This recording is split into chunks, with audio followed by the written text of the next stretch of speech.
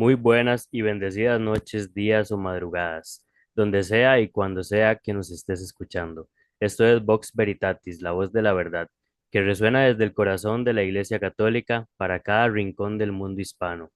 Te habla con el gozo de la fe tu anfitrión Ricardo Steven Alpizar Ortega y como siempre acompañado del hombre que con su voz y sabiduría ilumina cada episodio. Mi hermano de micrófonos, el inconfundible, el siempre fiel Agustín Zabaleta. Hoy nos convoca una verdad que el cielo mismo proclamó desde la eternidad.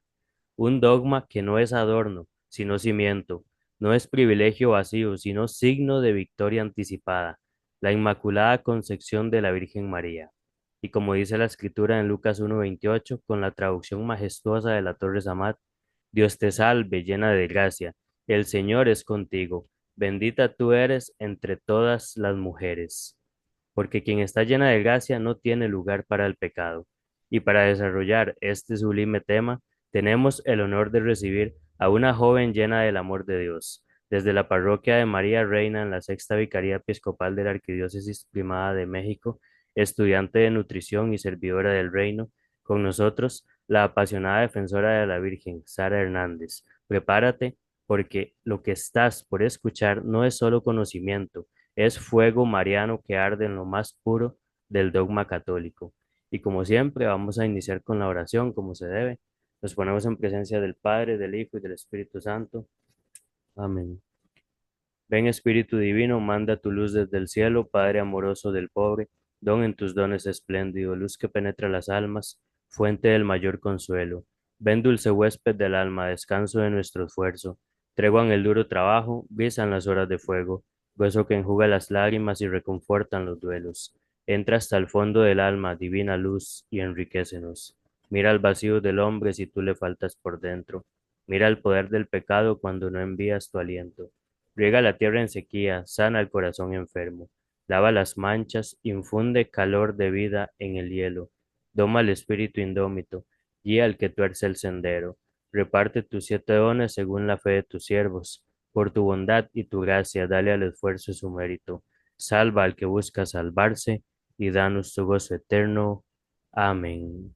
Y bueno, quedamos Amén. con Sara Hernández. Bienvenida. Buenas tardes, muchas gracias por la introducción y por la oración. Pues tengo el gusto de poder compartir con ustedes eh, un tema muy bello y que tal vez hemos escuchado mucho y hasta demos por hecho, que son los dogmas marianos. En este caso, hoy les voy a compartir un poquito acerca del tercer dogma mariano, que es la Inmaculada Concepción. Antes de entrar de lleno a este tercer dogma que es muy rico en información, en sabiduría y belleza, me gustaría que recordáramos quién es la Virgen María.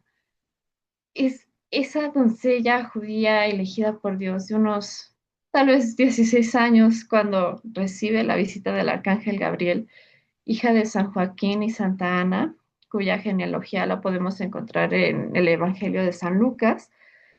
Es esposa virginal del castísimo San José y ambos son descendientes del rey David. También ella es templo de la Santísima Trinidad, hija predilecta de Dios Padre, madre de Dios Hijo y esposa de Dios Espíritu Santo.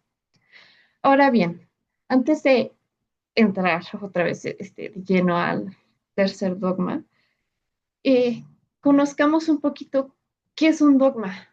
Etimológicamente, esta palabra viene del griego, de hecho ya se utilizaba desde antes de la venida de Cristo, y desde ese entonces hasta el siglo IV después de Cristo, este término se utilizaba para referirse a algo que era ley, decreto o prescripción.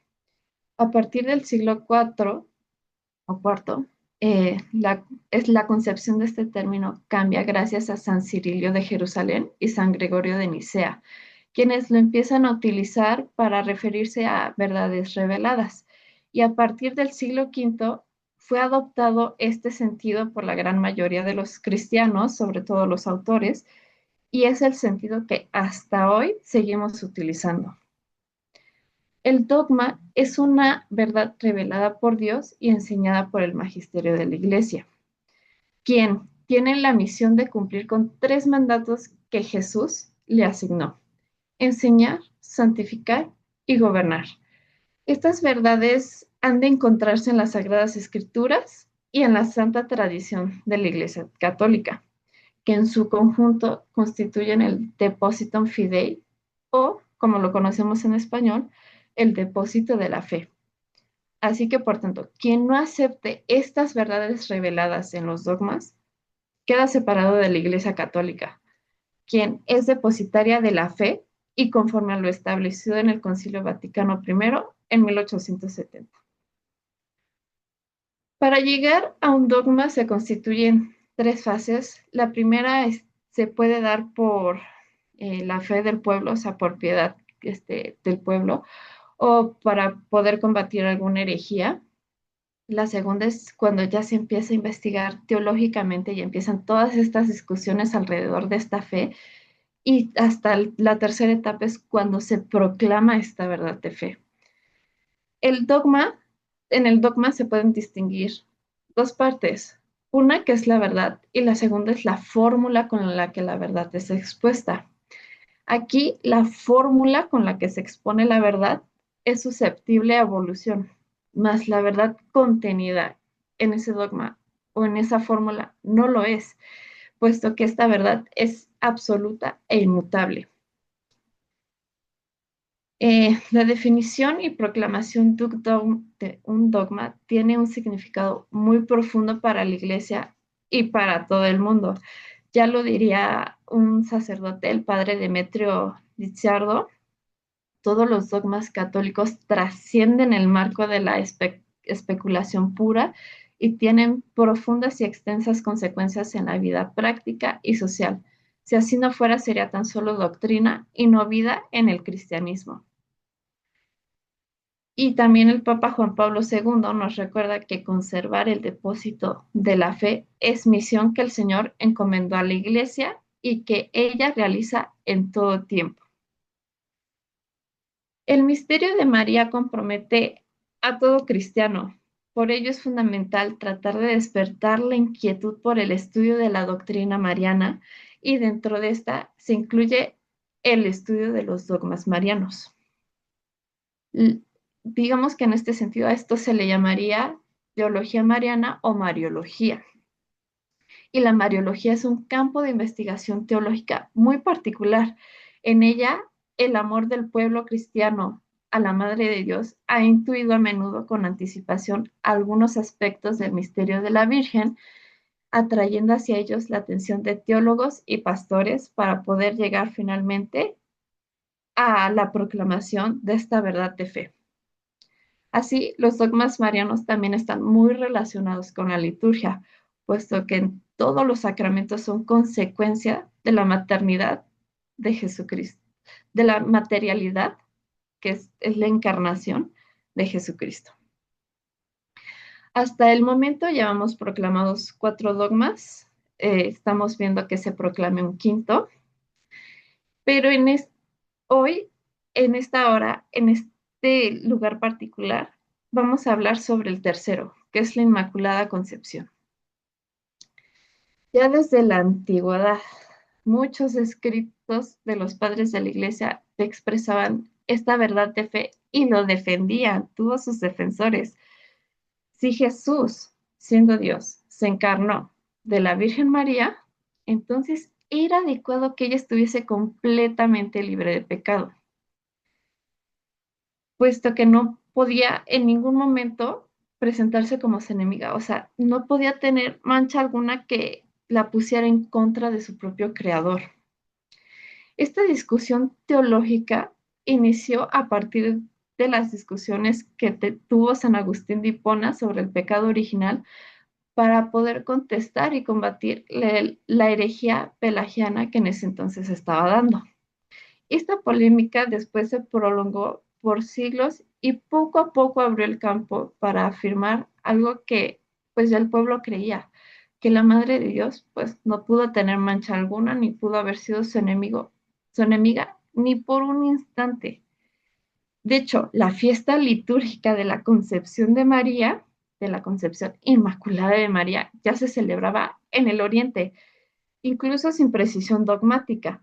Esta fiesta litúrgica llegó a Europa en el siglo XI, pero acá en Europa sí generó discusiones sobre su contenido teológico. Incluso hubo santos de la iglesia que se opusieron a esta fiesta litúrgica, como por ejemplo San Bernardo de Claraval, quien afirmaba que primero necesitaba la aprobación de la Santa Sede y que incluso, en su opinión, estaría en contra. Otros santos, este, también por ejemplo Santo Tomás de Aquino o San Alberto Magno, que a pesar de su gran devoción a María, pues estuvieron en contra de esta fiesta litúrgica. Pero a pesar de su oposición, de estar en contra, ellos dejaron en sus escritos los principios que fundamentan este dogma.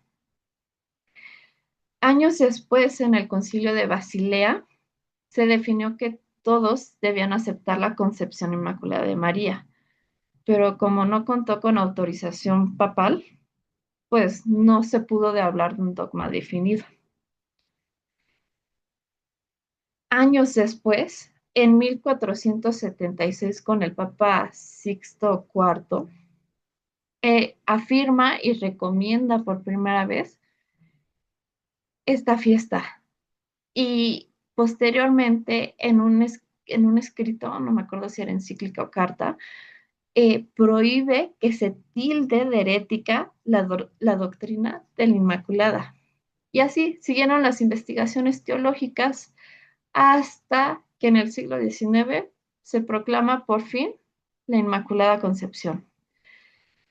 Ya en el siglo XIX, allá por 1830, en París, Francia, si recuerdan, pues se dio la aparición de la Santísima Virgen para la medalla milagrosa. Esta aparición ocurrió a Santa Catalina Labouré, que es una joven novicia, y la Virgen le muestra el modelo de la medalla milagrosa y junto a ella una jaculatoria. Oh María, sin pecado concebida, ruega por nosotros que recurrimos a ti. Pues unos 24 años más tarde, el Papa Pío IX, el Pío IX, definió ex cátedra, que es ahí cuando se encuentra la infalibilidad papal, y proclama mediante la Constitución Ineffabilis Deus, el 8 de diciembre de 1854, el dogma de la Inmaculada Concepción. Y nos hace recordar el Papa San Juan Pablo II en una de sus catequesis de audiencia general hace 29 años exactamente, que a pesar de que cuando se definió este dogma, la infalibilidad papal no estaba definida aún, sino que se definió hasta el Concilio Vaticano I en 1870 y tantos, pues a pesar de ello, él sabía, el Papa Pío IX sabía que estaba ejerciendo su poder de enseñanza infalible como sucesor de Pedro y pastor de la Iglesia Católica. Y aunque se proclamó para la segunda mitad, pues esta verdad ya estaba contenida en las Sagradas Escrituras, en la tradición de la Iglesia, y más tarde se confirmaría con la aparición de la Virgen de Lourdes. Lo único que la Iglesia ha hecho hasta ahora es definirlo de una forma más simple para que se pueda cumplir con los mandatos conferidos por Jesús. ¿En dónde se encuentran las Sagradas Escrituras? Empecemos por ahí. Si ustedes recuerdan en el Génesis, cuando Dios planta esta promesa de rescate y también planta esta enemistad natural en el capítulo 3, versículo 15, cuando le dice a la serpiente, y pondré enemistad entre ti y la mujer, entre tu linaje y su linaje. Este te aplastará la cabeza mientras tú le aplastarás el talón o el calcañar. Si somos cuidadosos y meditativos y reflexivos, podremos observar que la serpiente es Satanás y que la mujer prometida ahí es María. Y si meditamos con cuidado las características de cada uno, podemos ver que Satanás es un ser espiritual rebelde, que engaña, que es impuro, mentiroso, etcétera. Entonces, ¿cómo debía de ser esta mujer para poderlo vencer con la gracia y ayuda de Dios? Pues debía de tener todas las características contrarias a la serpiente. Ella debía ser obediente a Dios, honesta, pura, inmaculada, para poderse mantener en esa amistad original que Dios pensó para el ser humano. Y también ya nos lo recuerda el Papa Juan Pablo II el 29 de mayo en una catequesis de audiencia general. La absoluta enemistad puesta por Dios entre la mujer y el demonio exige, por tanto, en María la Inmaculada Concepción, es decir, una ausencia total de pecado, ya que desde el inicio de su vida el Hijo de María obtuvo la victoria definitiva sobre Satanás e hizo beneficiaria anticipadamente a su madre, preservándola del pecado. Como consecuencia, el Hijo le dio el poder de resistir al demonio, realizando así, en el misterio de la Inmaculada Concepción, el más notable efecto de su obra redentora. Pero pues también los padres y la tradición de la iglesia pues nos enseñan que este oráculo divino fue preanunciado clara y abiertamente el misericordioso redentor del género humano, o sea, Jesús, o sea, el Hijo unigénito de Dios y designada su bienaventurada madre y simultáneamente expresada de insigne manera las mismísimas enemistades de ambos contra el demonio. Incluso San Juan Crisóstomo ya nos explica en una de sus homilías de Pascua que en el orden de la redención del género humano fueron utilizados los mismos instrumentos y vías por las que el demonio hizo caer a Adán y a Eva. Mujer, árbol y muerte. En el Antiguo Testamento, y como lo hizo caer, la mujer se refiere a Eva, el árbol es el árbol del conocimiento del bien y del mal, y la muerte, el pecado por desobediencia con Dios. En el Nuevo Testamento se utilizan las mismas vías para restaurar al género humano y reconciliarlo con Dios. La mujer es María, la nueva Eva. El árbol es la cruz y la muerte es la crucifixión de Jesús. Y también si seguimos revisando más las Sagradas Escrituras, encontramos que en el Evangelio de San Lucas, en el capítulo 1, versículo 28, tan simplemente aquí, y entrando donde ella estaba, le dijo, salve llena de gracia, el Señor es contigo. Esta plenitud de gracia no podía decirse a alguien que hubiese pecado al menos una vez, hubiese estado manchado con el pecado, así en el más mínimo. No se podía dar esta plenitud de gracia. Y si se refiere así, y también cuando le dice, el Señor es contigo sin limitación del tiempo, entonces María estuvo preservada del pecado.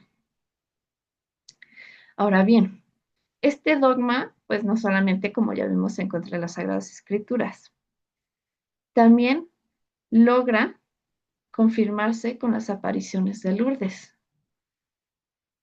En 1858, 4 años después, más o menos, de la proclamación de este dogma en la gruta de Masabiel,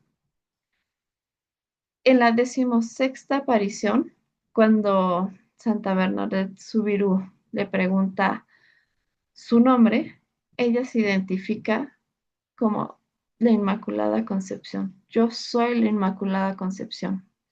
Y de hecho, desde ahí, todas estas apariciones se consideraron como una confirmación celestial para el dogma de la Inmaculada Concepción. Y más aún, la revelación de tal nombre y título por parte de la Virgen a la pequeña Santa Bernadette. No sé si hasta ahorita hay alguna No, pregunta. excelente, Sara, muchísimas gracias. También quería preguntarte, para nuestros hermanos no católicos, ¿cuáles otras referencias bíblicas podría darnos que enlacen con la Inmaculada Concepción? Por favor. Otro de de las citas bíblicas también es en la visita de la Virgen a su prima Santa Isabel, cuando ella llena del Espíritu le dice, bendita eres entre todas las mujeres. O sea, ¿cómo podía ser, digamos, o tener un grado más alto de entre todas las mujeres si no fuera por, por esta gracia que Dios ya había dado, ¿no? Si hubiera estado manchado, aunque sea por un solo pecado, creo que hubiera sido igual que todos nosotros, ¿no? Y entonces no la hubiera podido llamar bendita entre todas las mujeres.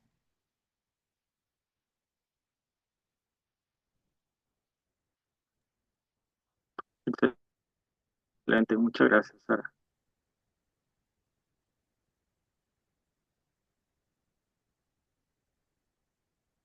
¿Qué más nos podrías decir acerca, bueno, en los finales del siglo pasado y en este siglo, por qué la iglesia ha dejado como de hablar mucho de la Inmaculada Concepción? ¿Por qué la iglesia ha dejado de hablar mucho de la Inmaculada Concepción? Pues hasta el momento yo no he oído que se haya dejado de hablar, pero sí lo que he visto que ha pasado bastante es que como que estamos dando por hecho los dogmas. O sea, de, sí, es la madre de Dios, sí.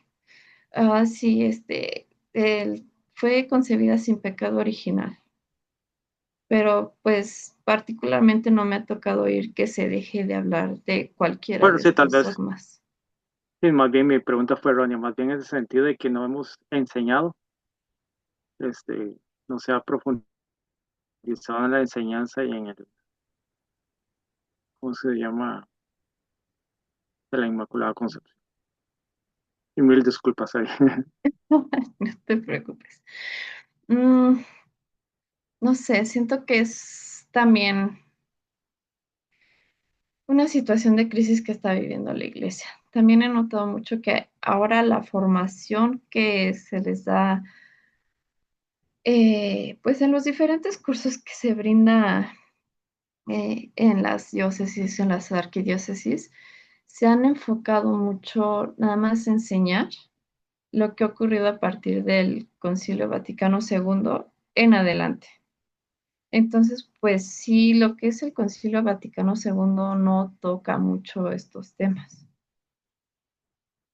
Y ya sí, y tampoco se tiene ya la costumbre de, bueno, ¿qué pasó antes? O sea, ¿cuál es nuestra historia? Sí, se nos habla mucho de la Virgen, pero pues, ¿quién es ella, no? Como que muchos están dando por hecho, es como de, bueno, sí, porque incluso me ha tocado escucharlo. Si el padre dijo que es rojo, entonces es rojo. Y no se meten a investigar más, ni tampoco los formadores invitan a investigar más de nuestra historia, de Mariología, de los dogmas.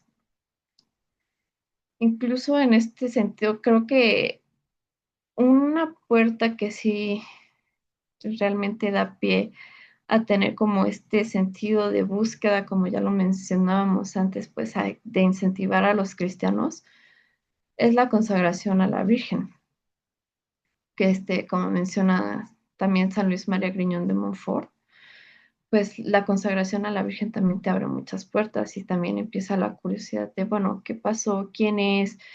Eh, ¿Qué se ha revelado sobre ella?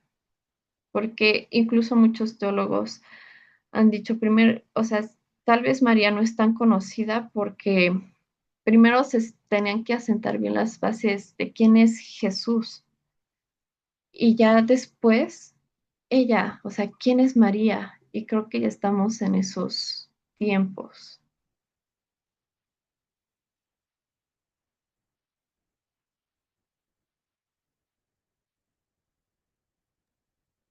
Hermano Ricardo, ¿alguna pregunta?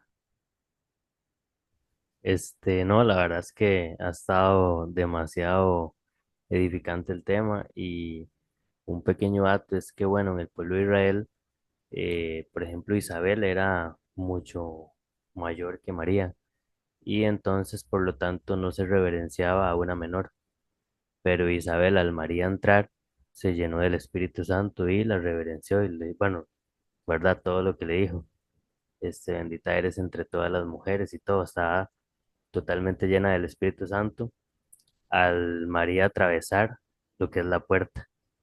Entonces vemos que ahí donde está María, ahí está el Espíritu Santo. Entonces, qué bonito, ¿verdad? Qué bueno esto.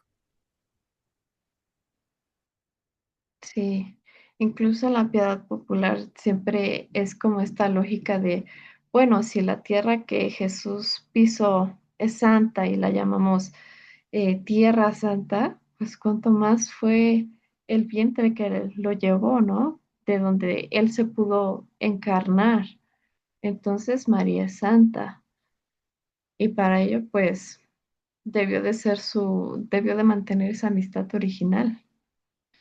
Incluso otro teólogo, creo que el padre Busuet, decía, Dios quiso y lo hizo. Dios lo pensó, lo quiso y lo hizo, y pues Él no está sujeto a la voluntad de alguien más. Es Dios.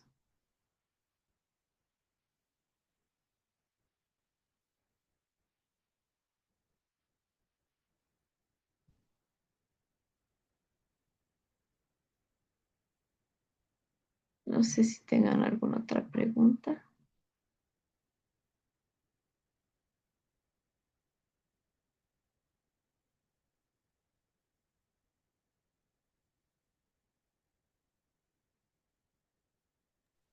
Este, bueno, estaba viendo también, ¿verdad? Que nuestra fe no está basada solamente en lo que está escrito en la Biblia, sino también en la iglesia, que es el pilar y columna de la verdad, como dice Primera de Timoteo 3:15. Por eso Jesús no mandó a escribir, ni él escribió nada. Es el orden del tiempo. La iglesia es antes que la Biblia. Por ese motivo, nosotros vemos que, por ejemplo, en lo que son los dogmas y todo, aún así tienen bases bíblicas, pero es algo que la iglesia, ha ido haciendo como respuesta a las herejías, ¿verdad? Como por ejemplo la herejía nestoriana y distintas herejías. Entonces lo que hace la iglesia es que ya establece lo que es el dogma, para que, obviamente, para que su pueblo permanezca en la verdad. Sí, justo. Y recordando también lo de los dogmas, pues como bien dices, no solamente se basan en las Sagradas Escrituras, también toma en cuenta la santa tradición de la Iglesia Católica, que juntos constituyen el depósito de la fe. Y todo esto, te digo, la Iglesia es madre, es maestra y es santa. Entonces debe de resguardar, custodiar a todos sus bautizados. Y en momentos tan críticos a veces, o también por piedad popular, pues pueden ingresar a discusiones e investigaciones teológicas para ver si eso es cierto, si no, y pues finalmente si todo apunta a que sí, también gracias a las oraciones del pueblo, pues también Dios puede, mediante el Espíritu Santo, revelar que es verdad de fe. Entonces se proclama como dogma de fe. De hecho, no sé si sepan que ahorita nosotros nos encontramos en investigaciones y discusiones teológicas para la proclamación del quinto dogma mariano, que es la corredención de María.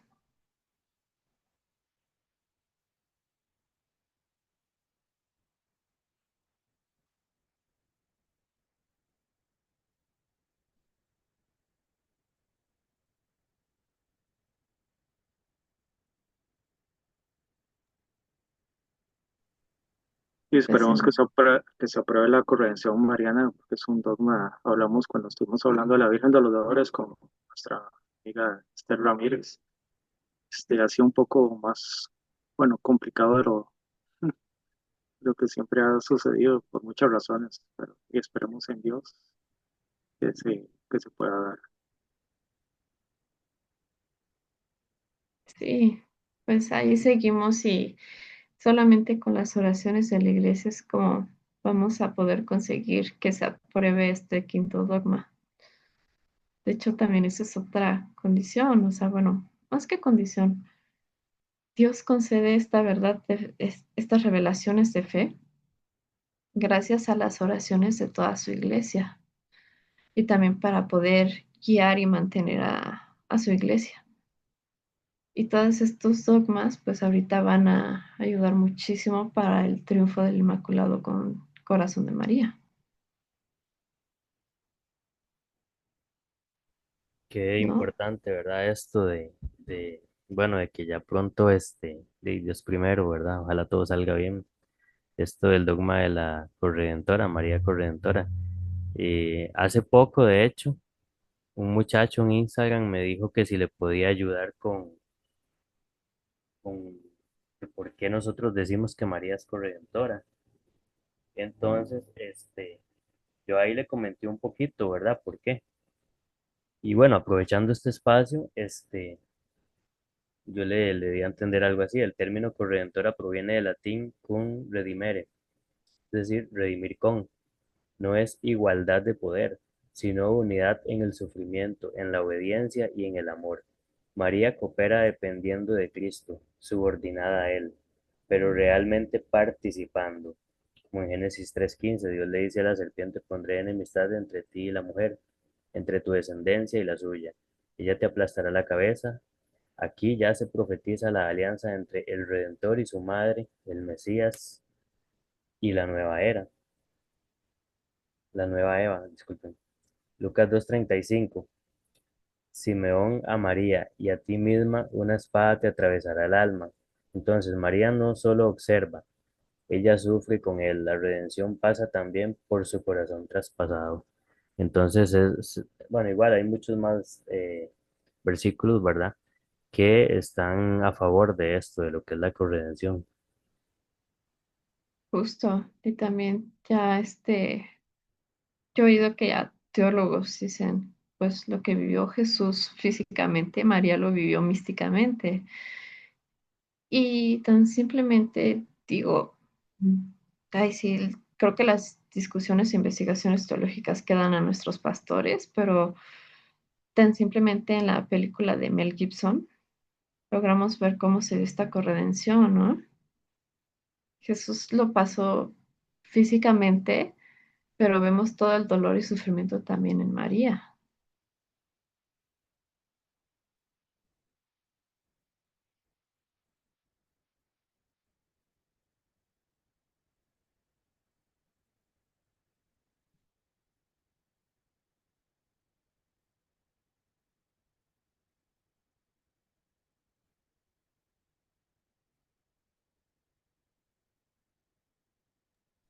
¿Cuál es la importancia de la Inmaculada Concepción en nuestras batallas espirituales?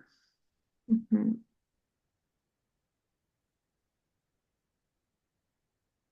Sí, pedirle ayuda a ella. Y pues recalcando, si vemos, o sea, sí, ahorita hemos hablado mucho de las Sagradas Escrituras, pero también no olvidemos que la tradición de nuestra iglesia ya lo marcaba, a pesar de que no era dogma. Ya en Oriente se celebraba su fiesta y a pesar de que santos de renombre no, se opusieron, pues finalmente ellos dejaron en sus escritos los principios que fundamentaron este dogma también, Y ¿no? la Entonces, importancia, no digo yo la importancia de la jaculatoria, oh María, sin pecado concebida, ruega ujú, por nosotros que recurrimos. sí, justo. Yo no pensaría que incluso ella daría señales y luces para la proclamación del tercer dogma, ¿no?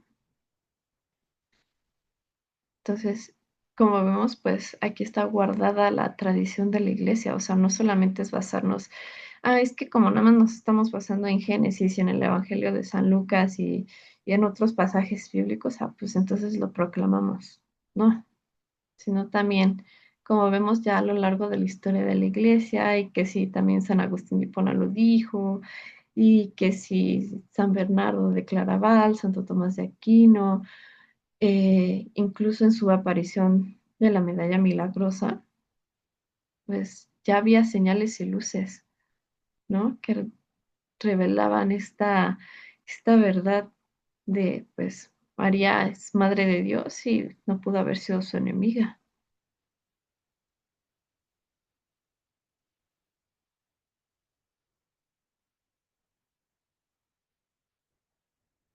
Yo tengo una pregunta. Bueno, este, es sobre, ¿qué le dirías a un joven que cree que María quita protagonismo a Jesús? No, pero ni por poquito le quita protagonismo a Jesús.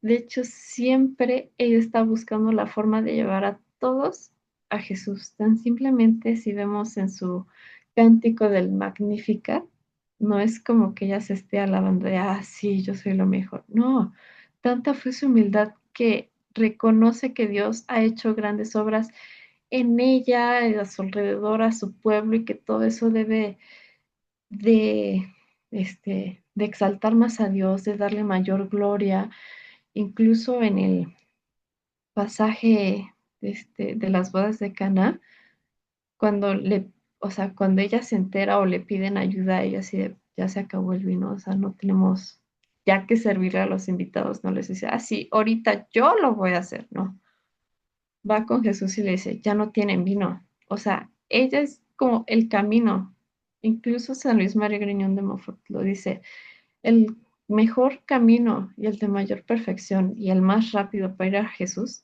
es ella. Y regresando a este pasaje de las bodas de Canaán, pues le dice a Jesús, ya no tienen vino. Y es cuando Jesús pues, todavía no había empezado su ministerio. Le dice, ¿y qué nos va a ti y a mí, mujer? O sea, todavía no ha llegado mi hora. Y en vez de decir, ah, no, dijo Jesús que no. Todavía ella vuelve a interceder de hagan lo que Él les diga. En ningún momento dice, hagan lo que yo les diga. Entonces, el pensar que María le roba protagonismo a Jesús o a Dios es un error. Ella siempre va a buscar la manera de llevarnos a su Hijo. De hecho, sí, eso es algo que se piensa, bueno, obviamente entre jóvenes que no están formados fuertemente, ¿verdad?, dentro de la iglesia y, por supuesto, fuera de la iglesia católica es como el primer punto que se piensa, ¿verdad?, que María le quita protagonismo a Jesús, pero, este, al profundizar y ver que todos los dogmas son cristocéntricos, todos los dogmas marianos son cristocéntricos, entonces es donde ya la persona se informa y se forma a la vez para entender que no, que absolutamente es un error. ¿Y qué importancia tiene la Inmaculada Concepción en el combate espiritual contra el pecado y el relativismo actual? ¿Qué importancia tiene? Creo que tiene toda la importancia porque ella nos puede ayudar muchísimo en este combate contra el pecado. O sea, desde su concepción tiene todos los sentidos ordenados por gracia y voluntad de Dios. Digan, y aquí vamos a estar de acuerdo con muchos santos. eh, Ella, al tener todos sus sentidos ordenados, es la nueva Eva.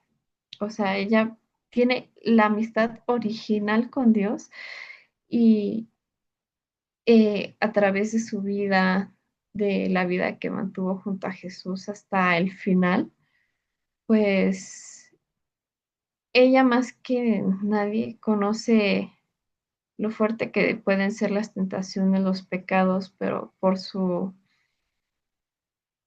sentidos ordenados, ella nos protege, ella nos ayuda, nos guía. Mm, sí, digamos que, o sea, es que ella es la mujer prometida. Entonces, al acercarnos a ella, pues también es dejarnos moldear por ella y tener una victoria segura sobre el demonio, ¿no? Ella le va a aplastar la cabeza.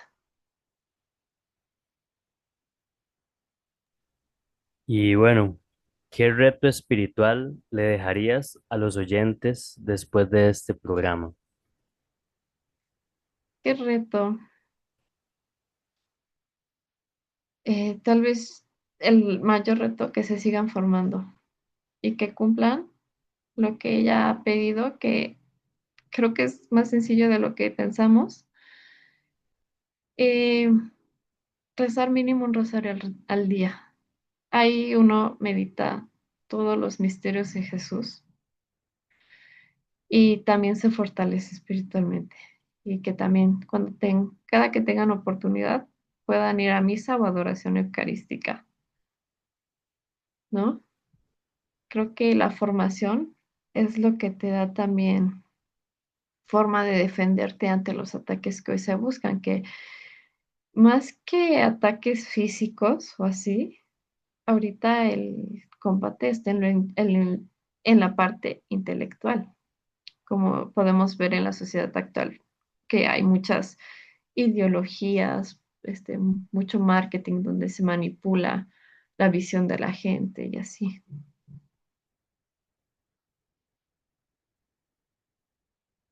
A mí me gustaría saber qué reto dejan ustedes también.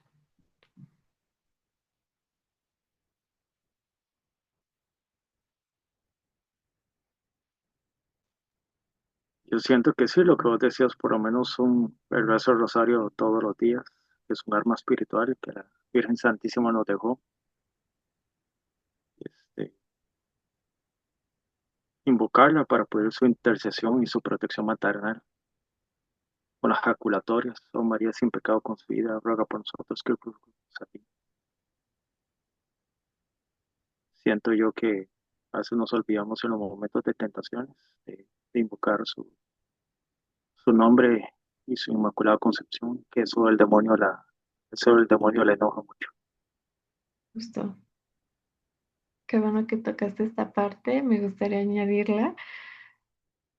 De hecho, en diversos exorcismos que se han realizado, en una de las ocasiones, pues, bueno, en varias, ya se le ha preguntado al demonio, bueno, ¿qué es lo que más te enoja? Porque siempre se ve más molestia cuando ellos invocan a María que al mismo Dios. Y su respuesta es contundente, ¿no? Porque ella es la más pura y, y yo el más sucio, ella es la más obediente a Dios y yo el más rebelde, porque pues ella es un ser humano, ¿no? O sea, digamos que en la naturaleza es en un plano inferior al angelical y aún así está llena de gracia, sin pecado desde su concepción y que jamás pudo tocarla con ninguna mancha de pecado. Y lo reitera de jamás pude tocarla con el pecado.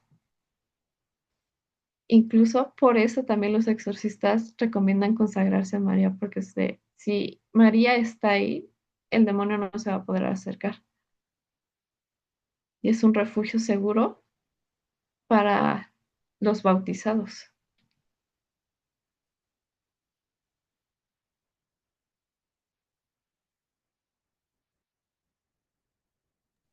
Y sí, aclarando, no es que se dice que María sea más grande que Dios, sino más bien porque fue la criatura más pura que hizo Dios y por eso el demonio la odia. Justo. También dice, bueno, sí, yo vi un video muy bueno de Gabriel Amor sobre las cuatro cualidades, ¿verdad? Y sí, eso, realmente uno aprende mucho, ¿verdad? Es un video que, bueno, a mí me encanta, se lo recomiendo a todos. Es de Gabriel Amor, que fue exorcista, y habla de las cuatro cualidades. Eran tres, pero al final sale una cuarta, ¿verdad? Este, que, que el demonio odia sobre la Virgen María. Entonces ya vemos que hay enemistad entre ellos, ¿verdad? ¿Por qué? Porque uno está totalmente llena de gracia y el otro está lleno de odio, de soberbia, porque uno no quiso aceptar a Jesús hecho hombre, y mientras que la otra lo acogió en su seno, ¿verdad? Entonces, qué interesante esto y Qué bueno estar pensando, qué edificante sobre este tema, ¿verdad? Es algo que tiene muchísimo trasfondo, es algo que es un tema que se puede dar durante horas y es algo que, bueno, es muy edificante y a la vez muy necesario que nos formemos en estos temas, en estos dogmas marianos. Sí, Es, no. ajá, Y toda la información que uno puede encontrar dogma por dogma es muy, muy amplia. Hay muchísimo por donde y que si tal santo dijo esto y que si que si otro santo dijo aquello, pero si ya en el concilio de Éfeso, de Basilea, se dijo que esto, pero se definió hasta el Vaticano primero, que si el Papa ya lo defendió, de verdad, o qué tal aparición ya lo confirmó. Hay tanta información que de verdad sí, o sea, tocar toda la información que uno puede encontrar, sí, se llevaría bastante, bastante tiempo. Excelente. Muchísimas gracias. De verdad, Sara, te agradecemos muchísimo por tus comentarios y reflexiones, Vox Veritatis, y por acompañarnos.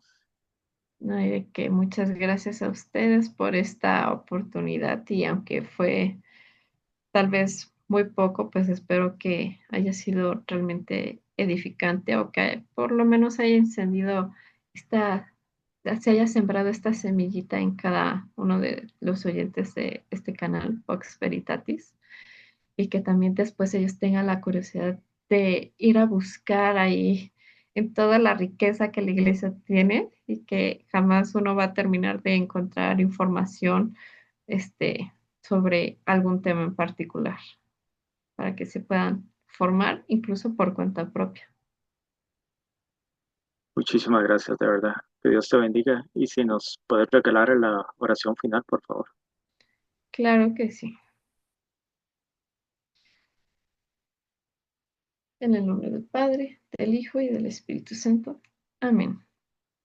Espíritu Santo, fuente de toda sabiduría y luz interior, te damos gracias por el tiempo que nos has concedido para adentrarnos, aunque sea un poco, en el misterio santo de la Inmaculada Concepción de María, tu esposa fiel y templo inmaculado.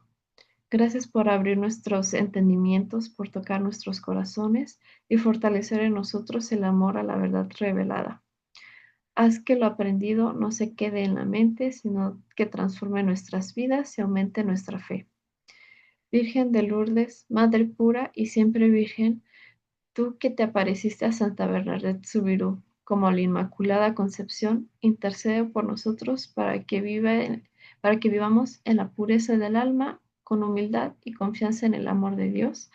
Alcánzanos la gracia de perseverar en la fe hoy y en la hora de nuestra muerte, de acoger siempre al Espíritu Santo como tú lo has hecho y de vivir con alegría el misterio de ser hijos de Dios. Conságranos a tu corazón materno y acompáñanos siempre hacia tu Hijo Jesús. Amén. En el nombre del Padre, del Hijo y del Espíritu Santo. amén.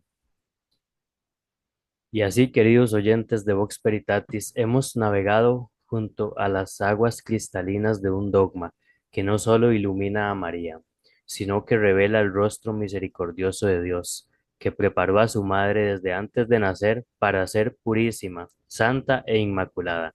Que esta verdad no quede solo en tu mente, sino que descienda a tu alma como rocío que fecunda la fe, porque honrar a María Inmaculada es reconocer que Dios sí tiene poder para vencer el pecado, desde el primer instante de una vida. Agradecemos profundamente a nuestra invitada Sara Hernández por traernos esta joya teológica con pasión, claridad y amor a la Virgen. Y como siempre, no puedo despedirme sin agradecer a mi compañero incansable, mi hermano de micrófonos, Agustín Zabaleta, con quien compartimos la alegría de proclamar la verdad, sin miedo y sin reservas. Y tú que nos escuchas, recuerda, María no eclipsa a Cristo, lo señala, y cada Ave María rezado con amor es un eco del cielo.